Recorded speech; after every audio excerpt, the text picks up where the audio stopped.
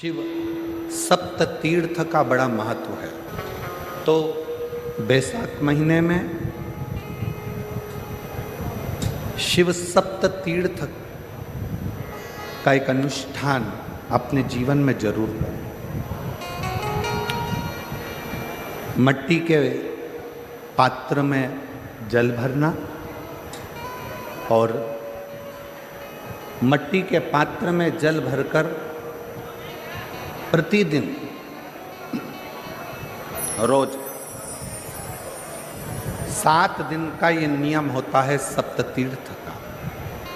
सप्ततीर्थ बस विराम जो है उसका प्रदोष के दिन होना चाहिए। और बैसाख के महीने में जब आप सप्ततीर्थ का अनुष्ठान करें, 1 घड़ा जल का रोज भरें प्रतिदिन, और 1 बेलपत्र, 1 शमी पत्र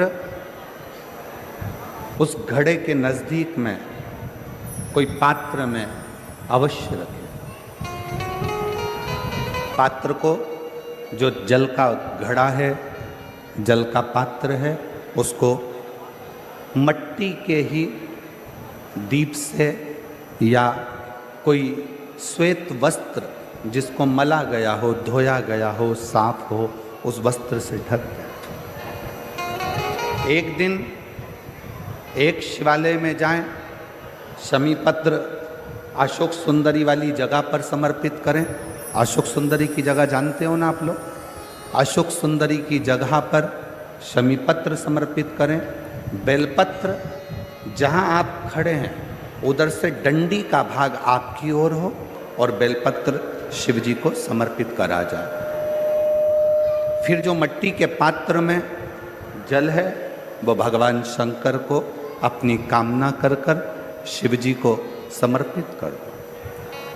संतान के लिए कर रहे हो तो वहीं से जल को एक कटोरी में, एक पात्र में झेल लीजिए।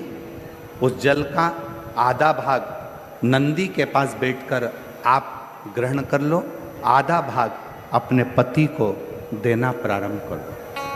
कोई रोग के लिए कर रहे हो, किसी बीमारी के लिए कर रहे हो, तो वो जल आप अपने घर की देहली में प्रवेश करने के पहले अपने मुख में उसको ग्रहण कर लो। एक दिन में 1 शिवालय, दूसरे दिन दूसरा शिवालय, तीसरे दिन तीसरा शिवालय।